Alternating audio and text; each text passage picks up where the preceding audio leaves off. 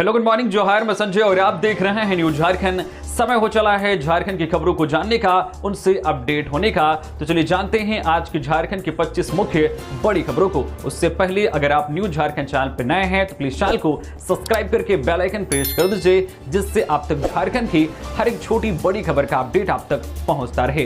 तो चलिए शुरुआत करते हैं आज की पहली और महत्वपूर्ण बड़ी खबर से। मुख्यमंत्री मैया सम्मान योजना के लाभुकों के लिए बड़ी खुशखबरी। इस तारीख तक सभी के खाते में पहुंचेंगे 2500 रुपए। तैयारी हुई पूरी। मुख्यमंत्री मैया सम्मान योजना के लाभुकों के लिए अच्छी खबर है। नवरात्र में ही लाभुकों के खाते में सितंबर माह की किस्त के तौर पर 2500 रुपए ट्रांसफर करने की तैयारी लगभग पूरी कर ली गई है। इससे पहले अलॉटमेंट नहीं मिलने की वजह से 5 जिलों में मामला अटका हुआ था, लेकिन अब इस प्रक्रिया को पूरा कर लिया गया है। अब बैंकों के साथ लाभुकों की लिस्ट साझा की जा रही है। यह प्रक्रिया पूरी होते ही लाभुकों के खाते में पैसे ट्रांसफर होने शुरू हो जाएंगे। लाभुकों के लिए यह किस्त नवरात्र गिफ्ट साबित होगी। राशि ट्रांसफर करने की जिम्मेदारी जिला कोषांगों की है। विभाग के स्तर से राशि का अलॉटमेंट किया जा चुका है, लिहाजा कागजी प्रक्रिया पूरी होने में ज्यादा से ज्यादा 2 दिन लग सकते हैं। हर हाल में 27 से 28 सितंबर तक लाभुकों के खाते में राशि ट्रांसफर होने लगेगी। इस किस्त को नवरात्र के समय जारी किया जा रहा है ताकि लाभुक त्योहार में जरूरत की चीजें खरीद सके। हालांकि सिमडेगा में सितंबर माह की किस्त जारी की जा चुकी है। इधर विभाग से मिली जानकारी के मुताबिक करीब 50,70,000 लाभुकों के खाते में मुख्यमंत्री मैया सम्मान योजना की सितंबर माह की किस्त ट्रांसफर होगी। इस लिहाज से लाभुकों के खाते में करीब 1267 करोड़ 50 लाख रुपए ट्रांसफर होंगे। मुख्यमंत्री हेमंत सोरेन ने 160 चिकित्सकों को सौंपा नियुक्ति पत्र। स्वास्थ्य विभाग में शीघ्र होगी बम्पर बहाली। झारखंड के मुख्यमंत्री हेमंत सोरेन ने 160 चिकित्सकों को गुरुवार को नियुक्ति पत्र सौंपा है। इनमें 5 मेडिकल कॉलेजों के लिए जेपीएससी से नियुक्त हैं, जबकि 54 सहायक प्राध्यापक हैं। अन्य चिकित्सकों में 38 विशेषज्ञ चिकित्सक हैं, 55 चिकित्सा पदाधिकारी तथा 13 दंत चिकित्सक हैं। इस अवसर पर मुख्यमंत्री हेमंत सोरेन ने नियुक्त चिकित्सकों से बेहतर कार्य करने का आह्वान करते हुए कहा है कि सरकार उनके कार्यों का आकलन कर सम्मानित करने का काम करेगी। उन्होंने चिकित्सकों को भगवान का रूप बताया। कहा है कि उनसे लोगों की बड़ी अपेक्षाएं हैं। इस अवसर पर स्वास्थ्य मंत्री इरफान अंसारी ने कहा है कि सरकार शीघ्र ही स्वास्थ्य विभाग में 10,000 पदों पर बहाली करेगी। आज 26 से 29 सितंबर तक झारखंड में गरज के साथ वर्षा वज्रपात की चेतावनी। आईएमडी ने जारी किया अलर्ट। झारखंड में 29 सितंबर तक वर्षा और वज्रपात होने की संभावना है। कहीं कहीं गरज के साथ आंधी भी चलेगी। मौसम विभाग ने इस संबंध में येलो अलर्ट जारी कर दिया है। भारत मौसम विज्ञान विभाग के रांची स्थित मौसम केंद्र ने कहा है 26 सितंबर से 29 सितंबर तक कहीं कहीं गर्जन और तेज हवाओं के झोंके के साथ वज्रपात होने की संभावना है। इस दौरान हवा की रफ्तार 30 से 40 किलोमीटर प्रति घंटे की रफ्तार से रह सकती है। मौसम विभाग ने कहा है कि आज 26 और कल 27 सितंबर को अनेक स्थानों पर गर्जन के साथ हल्के से मध्यम दर्जे की वर्षा होने की प्रबल संभावना है। साथ ही 28 और 29 सितंबर को झारखंड में कुछ जगहों पर हल्के से मध्यम दर्जे की वर्षा हो सकती है, जिसको लेकर अलर्ट जारी किया गया है। मौसम विभाग ने यह भी कहा है कि अगले 5 दिन के दौरान अधिकतम तापमान में कोई बड़ा बदलाव होने की संभावना नहीं है। राजधानी रांची में भी 26 से 29 सितंबर के बीच दिन में 1-2 बार हल्के से मध्यम दर्जे की वर्षा होगी, ऐसी संभावना मौसम विभाग ने जताई है। कहा है कि अधिकतम तापमान 29 डिग्री और न्यूनतम तापमान 23 डिग्री रहने की संभावना है। झारखंड में शिक्षक नियुक्ति पर रोक। हाईकोर्ट ने 31 मार्च तक टेट आयोजित करने का दिया आदेश। झारखंड हाईकोर्ट ने जेट परीक्षा नहीं कराए जाने के खिलाफ दाखिल याचिका पर सुनवाई हुई। सुनवाई के बाद अदालत ने सरकार को 31 मार्च 2026 तक टेट की परीक्षा करने का निर्देश दिया है। अदालत ने कहा है कि सहायक आचार्य नियुक्ति में बचे पदों पर फिलहाल कोई नियुक्ति ना की जाए। अदालत ने यह भी कहा है कि जब तक टेट की परीक्षा नहीं हो जाती है तब तक शिक्षक नियुक्ति के लिए नया विज्ञापन जारी नहीं किया जाए। प्रार्थियों की ओर से अधिवक्ता अपराजिता भारद्वाज ने अदालत को बताया कि 9 साल से टेट की परीक्षा नहीं ली जा रही है, जिसके चलते बहुत सारे अभ्यर्थी इस नियुक्ति प्रक्रिया से बाहर हो जा रहे हैं, क्योंकि नियुक्ति में टेट पास होने की शर्त लगाई गई है। इस दौरान शिक्षा सचिव भी कोर्ट में उपस्थित रहे। पश्चिमी सिंहभूम के चाईबासा में 10 नक्सलियों ने किया सरेंडर, डीजीपी के सामने डाले हथियार। झारखंड में पुलिस और सुरक्षा बलों के संयुक्त अभियान से परेशान नक्सलियों ने अब सरेंडर करना शुरू कर दिया है। हाल ही में पलामू, हजारीबाग और गुमला में कई नक्सलियों के मारे जाने के बाद नक्सलियों को यह समझ में आ गई है कि अगर सरेंडर नहीं करेंगे तो पुलिस अपनी गोली का निशाना बनाने से पीछे नहीं हटेगी। इसलिए सरकार की आत्मसमर्पण एवं पुनर्वास नीति का लाभ लेते हुए गुरुवार 25 सितंबर को भाकपा माओवादी संगठन के 10 सक्रिय नक्सलियों ने चाईबासा के पुलिस केंद्र में राज्य के पुलिस महानिदेशक, डीजीपी व सीआरपीएफ के वरीय अधिकारियों के समक्ष आत्मसमर्पण कर दिया। आत्मसमर्पण करने वाले नक्सलियों को पुलिस महानिदेशक अनुराग गुप्ता ने माला पहनाकर और शॉल ओढ़ाकर सम्मानित किया। सरेंडर करने वालों में 4 महिला नक्सली हैं। पुरुष नक्सलियों में गोइलकेरा थाना क्षेत्र के कुड़ा गांव के श्रीजांग कोचा निवासी रांदो बोपाई उर्फ क्रांति एरिया कमेटी सदस्य, टोंटो थाना क्षेत्र के रिंगड़ा हाथू गांव के गांधी टोला निवासी गार्दी कोड़ा दस्ता सदस्य, टोंटो के रिंगड़ा हाथू गांव के गितिल गुटू टोला निवासी जोन उर्फ जोहन पूर्ति, रिंगड़ा हाथू के महाबुरू टोला निवासी कैरा कोड़ा, सारजम बुरू निवासी घोनौर देवगम, गोइलकेरा थाना के बेड़ा दुइया गांव के मुर्गी गेना निवासी गोमिया कोड़ा उर्फ टार्जन व रांची जिला के तमाड़ थाना के जो हारबा गाढ़ा निवासी प्रदीप सिंह मुंडा शामिल हैं। सरायकेला में आदिवासी समुदाय का बड़ा प्रदर्शन, कुर्मी को एसटी में शामिल करने की मांग का किया विरोध। कुर्मी को एसटी अनुसूचित जनजाति में शामिल करने की मांग को लेकर कुछ दिनों पूर्व राज्य भर में प्रदर्शन हुआ। अब आदिवासी समुदाय के लोग कुर्मी समाज के इस मांग का विरोध कर रहे हैं। गुरुवार को सरायकेला खारसावां जिले में बाइक रैली निकालकर विरोध प्रदर्शन किया गया। खारसावां, बड़ा बाम्बो, कुचाई, राजनगर समेत जिले के विभिन्न क्षेत्रों से आदिवासी समुदाय के लोग बाइक पर सवार होकर जिला मुख्यालय सरायकेला पहुंचे। सरना झंडा थामे हजारों की संख्या में लोग सरायकेला के शिदो कानू चौक से करीब 2 किलोमीटर तक पदयात्रा करते हुए जिला मुख्यालय पहुंचे और राष्ट्रपति के नाम डीसी को ज्ञापन सौंपा। राष्ट्रपति के नाम डीसी को सौंपे गए ज्ञापन में कुर्मी को एसटी में शामिल करने के मांग का विरोध किया गया। ज्ञापन में कहा गया है कि झारखंड राज्य में कुर्मी महतो समुदाय द्वारा अनुसूचित जनजाति श्रेणी में सूचीबद्ध करने की मांग को लेकर लगातार आंदोलन किया जा रहा है। इससे आदिवासी समुदाय चिंतित हैं। कुर्मी महतो एक मजबूत समुदाय है। इस समुदाय के अनुसूचित जनजाति की श्रेणी में सूचीबद्ध करने से निश्चित ही यह समुदाय आदिवासी समुदाय के हक अधिकार को आधिपत्य कर लेगी।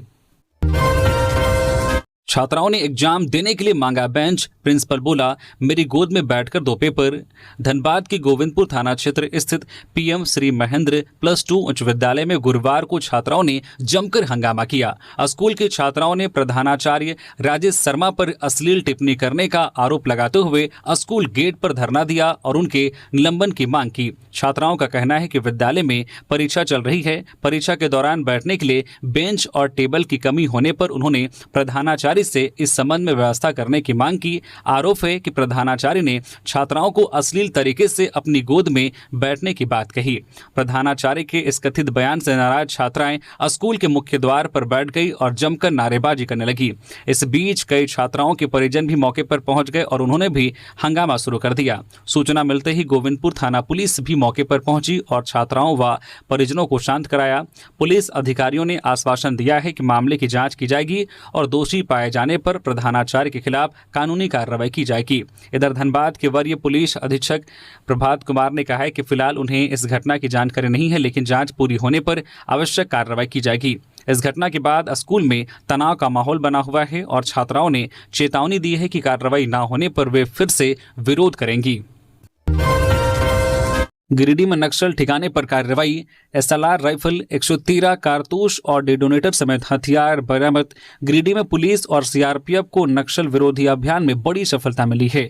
मधुबन थाना क्षेत्र के सतकीरा और पारसनाथ की पहाड़ियों में संयुक्त सर्च ऑपरेशन के दौरान सुरक्षा बलों ने नक्सलियों के ठिकाने से हथियार और विस्फोटक बरामद किए हैं। गुप्त सूचना के आधार पर सीआरपीएफ 203 और 154 बटालियन की टीम ने जोकाई नाला और चिरवा बेड़ा इलाके में छापेमारी की। सुरक्षा बलों को एक एसएलआर राइफल और एक 3.3 राइफल मिली है। इसके अलावा 113 जिंदा कारतूस, 2 मैगजीन पाउच, करीब 700 मीटर कोडेक्स वायर और 23 डेटोनेटर भी बरामद किए गए हैं। डुमरी अनुमंडल में पुलिस अधीक्षक डॉक्टर विमल कुमार ने बताया कि जिले में नक्सल उन्मूलन अभियान और तेज किया जाएगा। उन्होंने कहा कि नक्सली गतिविधियों को समाप्त करने के लिए पुलिस पूरी मजबूती से काम कर रही है।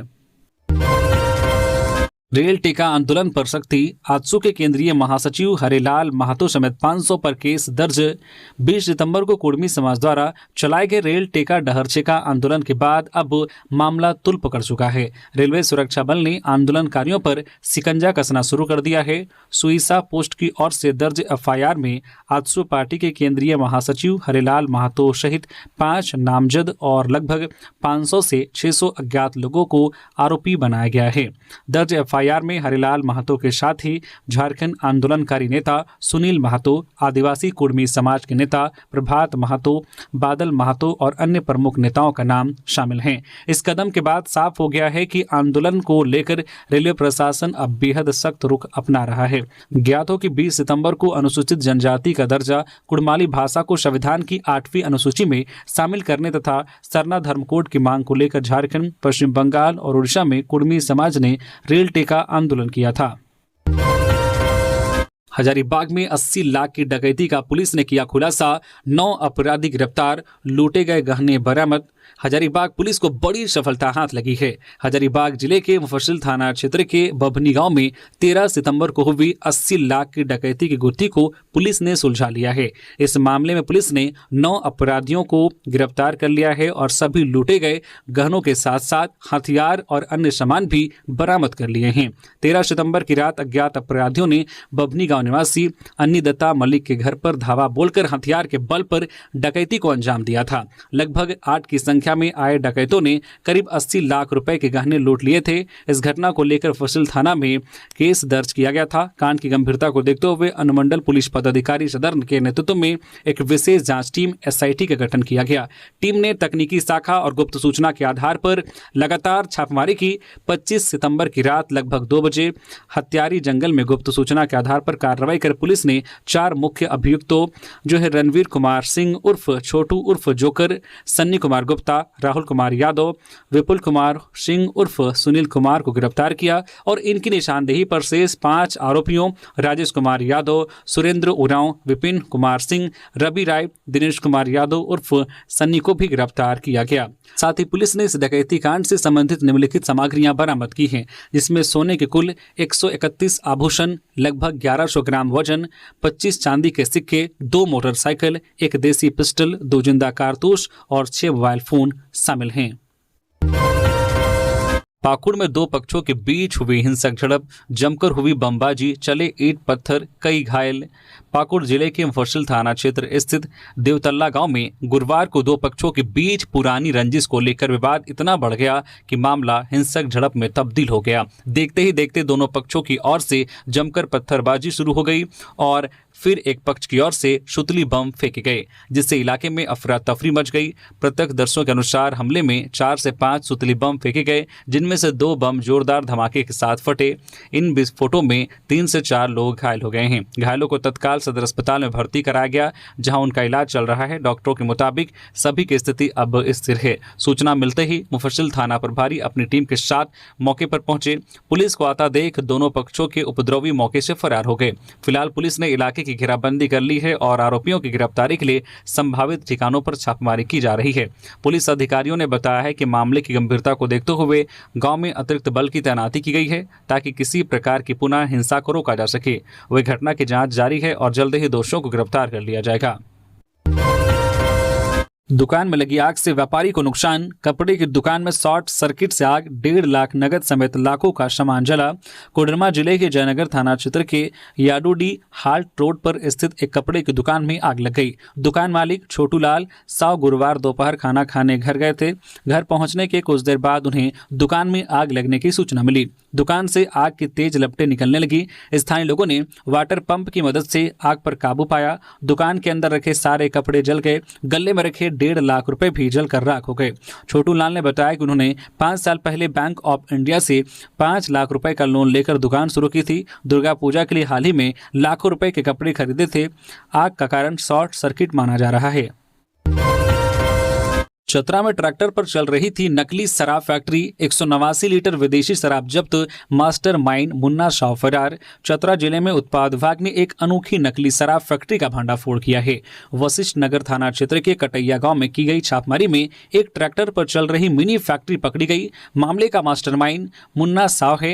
उसने पुलिस से बचने के लिए महिंद्रा ट्रैक्टर को चलती फिरती फैक्ट्री में बदल दिया था। इस ट्रैक्टर पर स्प्रीट, कृत्रिम कैरेमल और एसेंस मिलाकर नकली शराब बनाई जा रही थी। छापेमारी में 504 बोतल यानी 189 लीटर अवैध विदेशी शराब बरामद की गई। साथ ही विभिन्न शराब कंपनियों के नकली लेबल, ढक्कन और पैकिंग सामग्री भी मिली है। उत्पाद अधीक्षक के अनुसार यह शराब दशहरा के दौरान बाजार में बेची जानी थी। मुन्ना साहब एक आदतन अपराधी है और उस पर पहले से भी कई मामले दर्ज हैं। छापेमारी के दौरान वह और उसके साथी जंगल की ओर भाग निकले। पुलिस ने ट्रैक्टर को जब्त कर लिया है और फरार आरोपियों की तलाश जारी है। दुबई में गिरिडीह के मजदूर की बिल्डिंग से गिरकर मौत। डुमरी के 28 वर्षीय युवक की दुर्घटना में मृत्यु। परिवार में पत्नी और माता पिता। दुबई में एक भारतीय प्रवासी मजदूर की बिल्डिंग से गिरने से मृत्यु हो गई। मृतक की पहचान झारखंड के गिरिडीह जिले के डुमरी थाना क्षेत्र के चैनपुर पंचायत के तुईयो गांव निवासी लालचंद महतो के रूप में हुई है। 28 वर्षीय लालचंद की मृत्यु बुधवार शाम को हुई। लालचंद अपने पीछे पत्नी जयंती देवी और पिता केशव महतो और मां कौशल्या देवी को छोड़ गया है। घटना की सूचना मिलते ही गांव में शोक की लहर दौड़ गई है। स्थानीय समाज सेवी सिकंदर अली ने परिवार से मिलकर सांत्वना दी। सिकंदर अली ने बताया कि गिरिडीह, बोकारो और हजारीबाग जिले से बड़ी संख्या में युवा रोजगार की तलाश में विदेशों में जाते हैं। उन्होंने कहा है कि काम के दौरान होने वाली दुर्घटनाओं में प्रवासी मजदूरों की मृत्यु की घटनाएं आम हैं। समाज सेवी ने सरकार से ग्रामीण क्षेत्रों में रोजगार के अवसर बढ़ाने की मांग की है। उनका कहना है कि स्थानीय स्तर पर रोजगार मिलने से युवाओं को विदेश जाने की मजबूरी नहीं होगी और ऐसी घटनाओं से बचा जा सकेगा। सावधान, मार्केट में बिक रहा नकली नया आलू, केमिकल मिलाकर ग्राहकों को दिया जा रहा धोखा। त्योहारों के मौसम में ग्राहकों की जेब पर चोट और सेहत पर खतरे का खेल शुरू हो गया है। बाजारों में इस वक्त नकली नया आलू धड़ल्ले से बिक रहा है। दुकानदार पुराने आलू को मिट्टी और खतरनाक रसायनों से चमकाकर नया जैसा बना रहे हैं और ग्राहकों को धोखा देकर 30 से 40 रुपए किलो बेच रहे हैं। अनुभवी व्यापारी साफ कर रहे हैं कि असली नया आलू अभी बाजार में नहीं आया है। 25 से 30 साल से कारोबार कर रहे हैं। व्यापारियों का कहना है कि असली आलू कार्तिक महीने के बाद ही खेतों से निकलता है, यानी नवंबर से पहले नया आलू आना संभव ही नहीं है।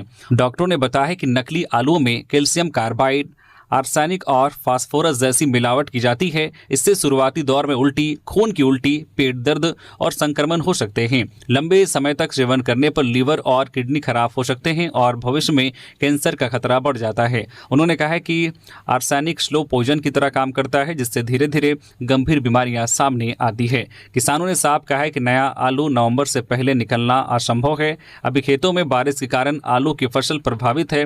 बाजार में जो आलू नया बताकर बेचा जा रहा है वह पूरी तरह नकली है और इससे खाना सेहत के लिए खतरनाक है। फूड सेफ्टी विभाग ने इधर मामले पर संज्ञान लिया है। अधिकारियों का कहना है कि बाजार से आलू के सैंपल लिए जाएंगे और लैब जांच कराई जाएगी। अगर मिलावट की पुष्टि होती है तो दोषियों पर खाद्य सुरक्षा एवं मानक अधिनियम 2006 के तहत सख्त कार्रवाई की जाएगी। उदयपुर पैलेस की थीम पर यहां बना पूजा पंडाल, हर तरफ दिखेगी राजस्थानी झलक। दुर्गा पूजा को लेकर जमशेदपुर में भव्य पूजा पंडाल बनाए गए हैं। अलग अलग पूजा कमेटियों ने विभिन्न तरह के पंडालों का निर्माण कराया है। कुछ ऐसा ही भव्य पंडाल जमशेदपुर से सटे सरायकेला खरसावां जिले के आदित्यपुर में बनाया गया है। यह राजस्थान के उदयपुर के राजा रतन सिंह की 400 साल पुरानी शाही हवेली के प्रारूप पर पूजा पंडाल बनाया गया है, जो लोगों के आकर्षण का मुख्य केंद्र बना हुआ है। आदित्यपुर के प्रवीण सिंह सेवा संस्थान ने इस राजस्थानी हवेली प्रारूप पर पूजा पंडाल का निर्माण कराया है। इस पंडाल में जब श्रद्धालु मां दुर्गा के दर्शन के लिए पहुंचेंगे तो उन्हें पूरी तरह राजस्थानी वातावरण का अनुभव होगा। यह भव्य और अलौकिक पंडाल पूरे इलाके में चर्चा का विषय बना हुआ है, मानो आदित्यपुर के इस मैदान में राजस्थान की एक धरोहर उतर आई हो।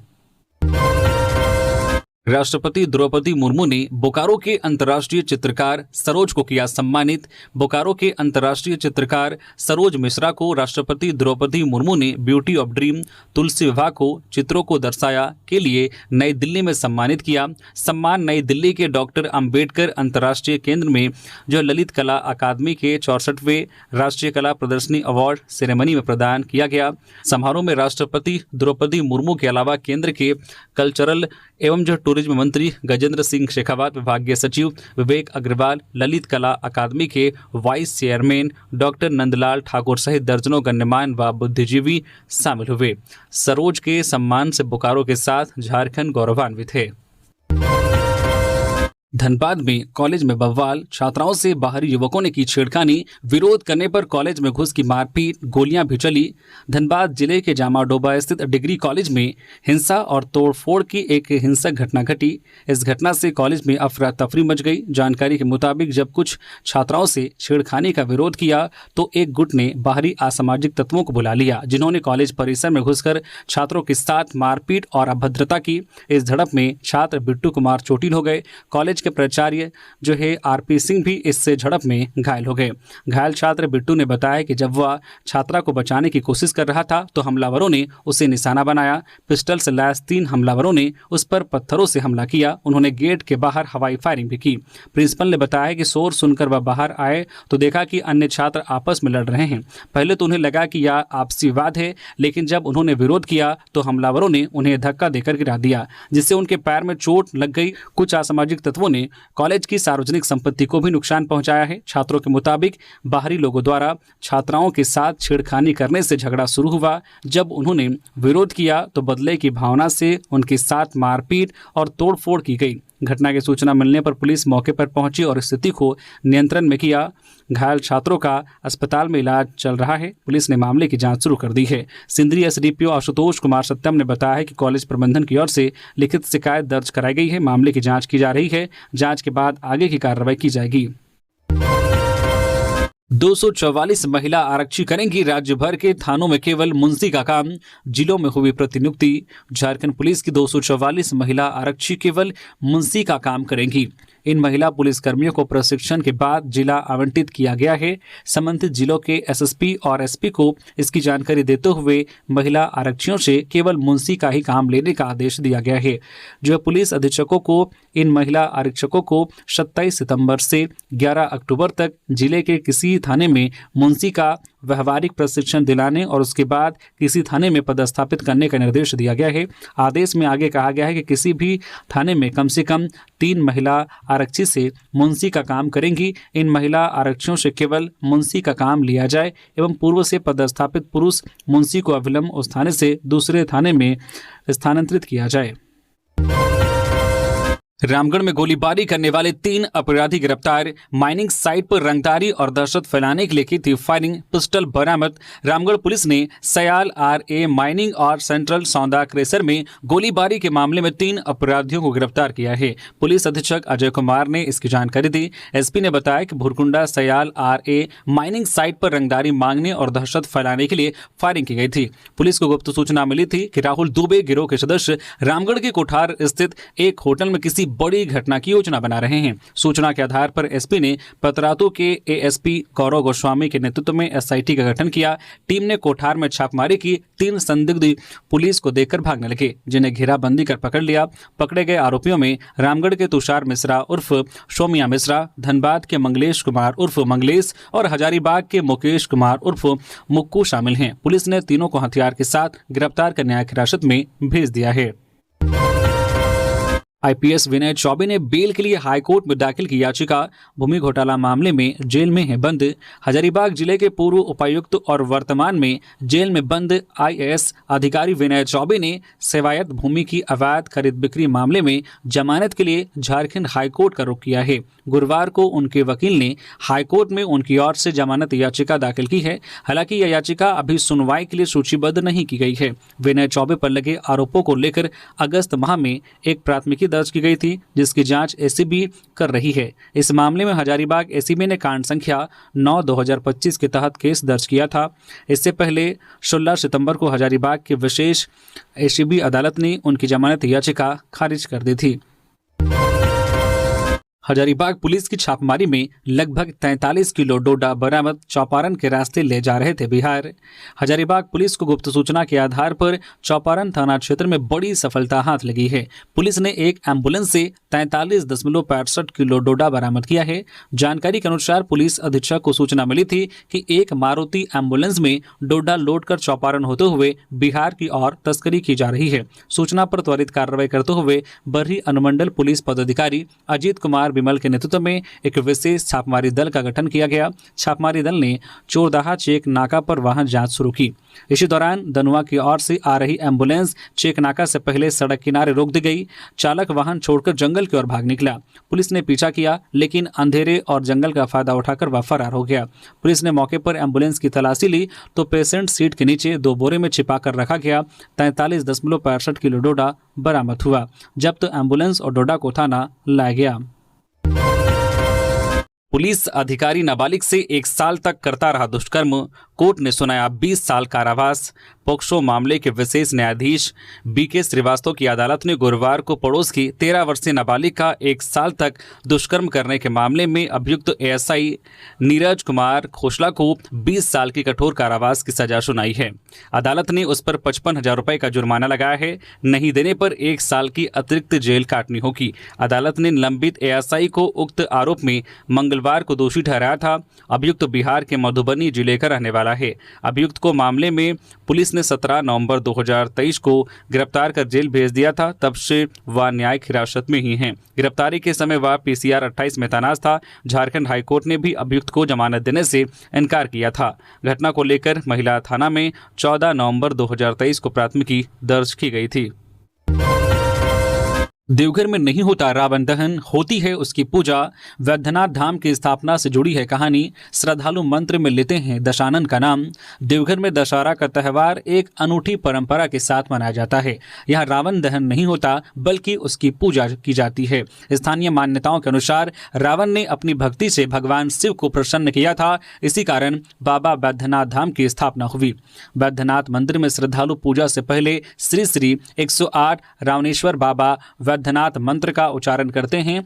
यहाँ पहले रावण और फिर वैद्यनाथ की पूजा होती है। वैद्यनाथ मंदिर के तत्कालीन सरदार पंडा भवप्रीतानंद ओझा ने रावण की महिमा और देवघरिया भाषा में एक झूमर लिखा था। यह आज भी सांस्कृतिक धरोहर के रूप में गाया जाता है। पंडा धर्मरक्षिणी सभा के पूर्व महामंत्री दुर्लभ मिश्र के अनुसार देवघर का धार्मिक और सांस्कृतिक अस्तित्व रावण से जुड़ा है। इसलिए यहाँ दशहरे पर ना तो रावण का पुतला जलाया जाता है और ना ही उनकी बुराई का प्रदर्शन होता है। देवघर और आसपास के क्षेत्रों में रावण को सम्मान देने की यह विशेष परंपरा आज भी जीवित है। यहाँ दशहरा केवल बुराई पर अच्छाई की जीत का पर्व नहीं, बल्कि रावण की भक्ति और वैद्यनाथ धाम की स्थापना की कहानी को जीवंत रखने का प्रतीक भी है। सरस आजीविका मेले में झारखंड की महिलाओं की गूंज, 25 लाख से अधिक का कारोबार, पारंपरिक कला और व्यंजनों ने जीता दिल। नई दिल्ली के मेजर ध्यानचंद स्टेडियम में 5 से 22 सितंबर तक आयोजित सरस आजीविका मेले में झारखंड की ग्रामीण महिलाओं ने अपनी उद्यमिता और परंपरागत कला से खास पहचान बनाई। पलास एवं आदिवा ब्रांड के 7 स्टॉलों के माध्यम से महिलाओं ने 25 लाख रुपए से अधिक का कारोबार किया। मुख्यमंत्री हेमंत सोरेन एवं ग्रामीण विकास मंत्री दीपिका पांडे सिंह ने भी ट्वीट कर इन महिलाओं के प्रयासों की सराहना की है और झारखंड के हस्तनिर्मित उत्पादों को राष्ट्रीय पहचान दिलाने के लिए शुभकामनाएं दी। झारखंड की महिलाओं का अपना ब्रांड प्लास का सरस आजीविका मेले में शानदार प्रदर्शन रहा। प्लास के अंतर्गत उपलब्ध खाद्य उत्पाद जैसे रागी लड्डू, शुद्ध शहद, काले गेहूं का आटा और अरहर दाल तथा गैर खाद्य उत्पाद जैसे साबुन, लेमन ग्रास ऑयल इत्यादि दिल्ली वासियों के बीच बेहद लोकप्रिय रही। पूरे मेले के दौरान इन उत्पादों की कुल बिक्री 25 लाख रुपए से ज़्यादा रही, जो ग्रामीण महिलाओं की मेहनत, हुनर और लगन का प्रतीक है। JSLPS कर्मियों का धरना, राज्य कर्मी का दर्जा देने समेत 6 सूत्रीय मांगों को लेकर पाकुड़ में प्रदर्शन। पाकुड़ जिला मुख्यालय में JSLPS के L7 और L8 वर्ग के कर्मियों ने 1 दिवसीय धरना दिया। झारखंड राज्य अराजपत्रित कर्मचारी संघ और झारखंड राज्य आजीविका कर्मचारी संघ के जिला अध्यक्ष यासीन आलम ने धरना का नेतृत्व किया। जिला अध्यक्ष ने बताया कि पलास JSLPS सोसाइटी एक्ट को समाप्त कर आजीविका कर्मियों को राज्य कर्मी का दर्जा दिया जाए, साथ ही NMMU पॉलिसी लागू की जाए। स्तर 7 और 8 के कर्मियों को उनके गृह जिला के निकटवर्ती प्रखंड में पदस्थापित किया जाए। कर्मियों का कहना है कि वे पूरी ईमानदारी से अपना काम कर रहे हैं। पड़ोसी राज्य बिहार में इसी तरह के कर्मियों को बेहतर सुविधाएं दी जा रही है। जिला में स्तर 7 और 8 के लगभग 40 कर्मी कार्यरत हैं। शराब घोटाले की जांच में सरकार पर लापरवाही का आरोप, बाबूलाल मरांडी ने की CBI जांच की मांग। राज्य में हुए बहुचर्चित शराब घोटाले को लेकर राजनीतिक गलियारों में एक बार फिर हलचल तेज हो गई है। नेता प्रतिपक्ष बाबूलाल मरांडी ने मुख्यमंत्री हेमंत सोरेन को एक पत्र लिखकर शराब घोटाले की जांच में जानबूझकर की जा रही लापरवाही और ACB में हुए संदेहास्पद फेरबदल पर गंभीर सवाल उठाए हैं। उन्होंने पूरे मामले की CBI से निष्पक्ष जांच कराने की मांग की है। मरांडी ने आरोप लगाया है कि इस घोटाले में राज्य के राजस्व को सैकड़ों करोड़ रुपए का नुकसान हुआ है और एक संगठित गिरोह ने तंत्र को नियंत्रित कर भ्रष्टाचार को बढ़ावा दिया। उन्होंने पत्र में स्पष्ट रूप से कहा है कि घोटाले में निलंबित IAS अधिकारी विनय कुमार चौबे, JSBCL के तत्कालीन महाप्रबंधक सुधीर कुमार दास, कारोबारी सिद्धार्थ सिंघानिया और नकली होलोग्राम आपूर्तिकर्ता विधु गुप्ता जैसे कई नाम शामिल हैं। मरांडी ने आरोप लगाया है कि ACB ने समय पर चार्जशीट दाखिल नहीं की, जिससे लगभग सभी प्रमुख आरोपी जमानत पर छूट गए। उन्होंने इसे सुनियोजित साजिश बताते हुए कहा है कि यह न केवल लापरवाही है बल्कि भ्रष्टाचारियों को बचाने का प्रयास भी प्रतीत होता है। जाति प्रमाण पत्र विवाद में फंसी राजगंज थाना प्रभारी अलीसा कुमारी, मामला हाईकोर्ट तक पहुंचा। धनबाद जिले के राजगंज थाना के प्रभारी अलीसा कुमारी के जाति प्रमाण पत्र को लेकर विवाद अब झारखंड हाईकोर्ट की चौखट तक पहुंच गया है। जामताड़ा निवासी रामचंद्र महातो ने हाईकोर्ट में याचिका दायर कर अलीसा को पद से हटाने और आरक्षण का अनुचित लाभ उठाने के आरोप में बर्खास्त करने की मांग की है। इससे पहले अनुसूचित जनजाति, अनुसूचित जाति, अल्पसंख्यक एवं पिछड़ा वर्ग कल्याण विभाग ने अलीसा कुमारी का जाति प्रमाण पत्र रद्द कर दिया था। विभागीय जांच में सामने आया है कि अलीसा के पिता ने जामताड़ा के डुमरी में जमीन खरीदकर करीब 1 दशक पहले घर बनवाया था, लेकिन उनका मूल निवास बिहार के नवादा जिले में है। जांच में यह भी पाया गया है कि अलीसा ने पिछड़ा वर्ग का प्रमाण पत्र प्राप्त करने के लिए जो दस्तावेज जमा किए थे उनमें विरोधाभास था। रजिस्ट्री और लगान रसीद में उनके दादा का नाम रघुवीर प्रसाद अग्रवाल दर्ज है, जबकि वंशावली में नंदकिशोर भगत को उनके पिता का पिता बताया गया है। इस गड़बड़ी के आधार पर उनका जाति प्रमाण पत्र अमान्य घोषित कर दिया गया। हालांकि फिलहाल हाईकोर्ट ने इस मामले में स्टे लगा दिया है, लेकिन ताजा याचिका से अलीसा कुमारी की मुश्किलें और बढ़ सकती है। अलीसा 2018 बैच की सब इंस्पेक्टर है और जाति प्रमाण पत्र से जुड़ी आपत्ति के बावजूद उन्हें राजगंज थाने की कमान सौंपी गई है। त्योहारों से पहले गुमला में खाद्य सुरक्षा जांच अभियान, 60 से अधिक स्ट्रीट फूड वेंडर्स का निरीक्षण। गुमला उपायुक्त प्रेरणा दीक्षित के निर्देश पर आगामी त्योहारी सीजन के मद्देनजर जिले में खाद्य पदार्थों की गुणवत्ता और स्वच्छता सुनिश्चित करने के लिए एक व्यापक जांच अभियान चलाया जा रहा है। इस अभियान की अगुवाई जिला खाद्य सुरक्षा पदाधिकारी प्रकाश चंद्र गुग्गी कर रहे हैं। पिछले 2 दिनों में जिले के प्रमुख मिष्ठान भंडारों, होटल, रेस्टोरेंटों और फास्ट फूड दुकानों का औचक निरीक्षण किया गया है। निरीक्षण के दौरान दुकानदारों और फूड वेंडर्स को विशेष दिशा निर्देश दिए गए हैं, जिनमें मास्क, एप्रेन और ग्लव्स का प्रयोग, ढक्कन युक्त डस्टबिन का प्रयोग और खाद्य उपयुक्त रंगों का प्रयोग अनिवार्य किया गया। उपायुक्त ने कहा है कि त्योहारों के समय नागरिकों के स्वास्थ्य से खिलवाड़ करने वालों के खिलाफ कठोर कार्रवाई की जाएगी और आम जनता से भी अपील की गई है कि वे सुरक्षित और स्वच्छ खाद्य पदार्थों का ही सेवन करें।